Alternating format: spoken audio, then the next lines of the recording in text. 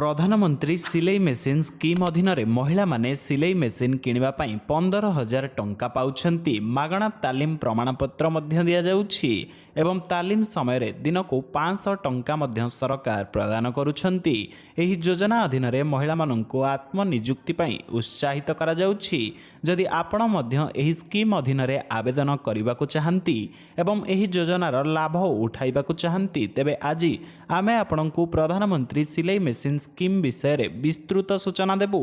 एही योजना माध्यम सिलाई मेसीन किनिबा सहित मागणा तालीम एवं तालीम प्रमाणपत्र पई सरकार 15,000 टंका आर्थिक सहायता प्रदान करुछंती। तालीम समाप्त हेबा परे जदि महिला माने सिलाई सह जड़ित निजर व्यवसाय आरंभ करने चाहती तेबे एही योजना अधीन सेमाने सरकारंक ठारू 2 ରୁ 3 लाख टंका पर्यंत सहज ऋण नहीं पारिबे।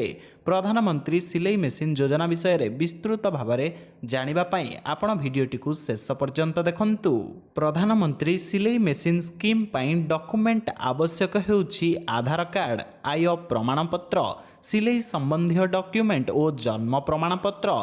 तेबे योग्यता प्रमाणपत्र पई आपनकु दरकार पड़ुछि voter ID, passport size photograph, bank account एवं आधार कार्ड सह अन्यान्य डॉक्यूमेंट। जदि आपण एही योजनार लाभ उठाइबाकू चाहुछंती तेबे आपणकू सर्वप्रथमे प्रधानमंत्री विश्वकर्मा योजनार ऑफिशियल वेबसाइट को जिबाकू पड़िबो।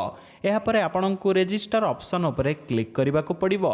तापरे पचरा जाइथिबा समस्त तथ्य प्रवेश करिबा परे वेबसाइट रे पंजीकरण करंतु। वर्तमान एही आईडी एवं पासवर्ड सहित लॉगिन करंतु। लॉगिन करिबा परे आवेदन फॉर्म रे क्लिक करिबा परे एथिरे पचरा जाइथिबा समस्त सूचना प्रवेश करंतु।